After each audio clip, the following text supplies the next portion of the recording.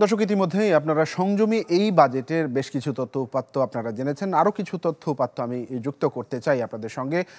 আপনাদের জানার জন্য জানিয়ে দিতে চাই, আমাদের প্রধান যে জিডিপি তার 14.2% কিন্তু আমাদের এবারের যে বাজেটটি ঘোষণা করা হলো তার আকার, অর্থাৎ প্রায় 8 লাখ কোটি টাকার কাছাকাছি, আর 3,000 টাকা কম দেখতে পাচ্ছি আমরা। এনবিআরের যেই লক্ষ্যটা, অর্থাৎ বাজেটের 60% কিন্তু এনবিআরকে অর্জন করে দিতে হবে। এনবিআরের উপর বাড়তি একটি চাপ আমরা সেখানে দেখতে পাচ্ছি।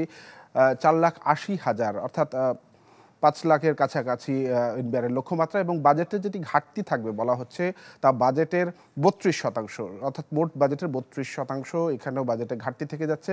এবং ব্যাংক ঋণ যেটি নেওয়া হবে এবং বিদেশি ঋণের যেই পরিমাণটি আমরা দেখতে পাচ্ছি সেটি দেখতে পাচ্ছি বাজেটের 16%, অর্থাৎ 1,27,200 কোটি টাকা। এবং ব্যাংক ঋণের যে পরিমাণটির কথা আমরা বলছিলাম 1,37,500 কোটি টাকা, যা বাজেটের 17.2%, প্রায় 20%-এর কাছা 18%-এর কাছাকাছি আমরা বলতে পারি। সেক্ষেত্রে আমরা আরেকটি দেখতে পাচ্ছি যে এবার যদি লক্ষ্য করি যে আমরা কোন খাতে কেমন বরাদ্দ পাচ্ছে বাজেটে, জনপ্রশাসন সেক্ষেত্রে সব থেকে এগিয়ে রয়েছে, সবচেয়ে উপরে তার অবস্থান। 1,76,137 কোটি টাকা পাচ্ছে। এবং সুদ পরিশোধ করতে হবে, আমাদের যে ব্যাংক ঋণ সেই ব্যাংক ঋণের সুদ পরিশোধ করতে হবে 1,13,500 কোটি টাকা। এরপরে প্রাধান্য থাকছে শিক্ষা এবং প্রযুক্তি খাতে, যেটি অত্যন্ত আলোচনা ছিল বাজেটের আগে, এবং আগামীতেও হয়তো এই বিষয়টি নিয়ে আলোচনা হবে। 1,11,580 কোটি টাকা এখানে বরাদ্দ রাখা হয়েছে। এবং পরিবহন এবং যোগাযোগ খাতে 82,888 মতো দেখতে পাচ্ছি আমরা। কিন্তু পরিবহন এবং যোগাযোগের ক্ষেত্রে যেটি বলা হয়েছিল যে এই ক্ষেত্রটি বরাবরই প্রাধান্য পাবে, এবং আমরা আগেও দেখছিলাম আলোচনায় ছিল এই খাতটি।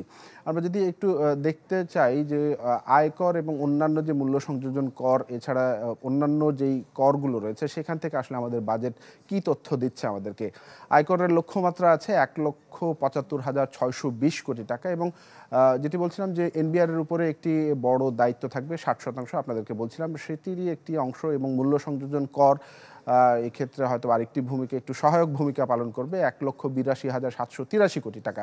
এবং অন্যান্য যে সকল কর থাকবে সেই করগুলো থেকে আয় হওয়ার লক্ষ্যমাত্রা ধরা হয়েছে 1,21,597 কোটি টাকা। এখন দেখার বিষয় যে আসলে এই যে বাজেট ঘোষণা করা হলো, এই বাজেট থেকে আসলে কতটুকু লক্ষ্যমাত্রা অর্জিত হয়। এবং অর্থমন্ত্রী যেটি বলছেন যে সংযমী এবং মানুষের জন্য তিনি বাজেটটি এবারে ঘোষণা করেছেন, অহেতুক বাজেটকে বড় তিনি করেননি। আসলে দেখার বিষয় যে আসলে কতটুকু বাস্তবায়িত হয়।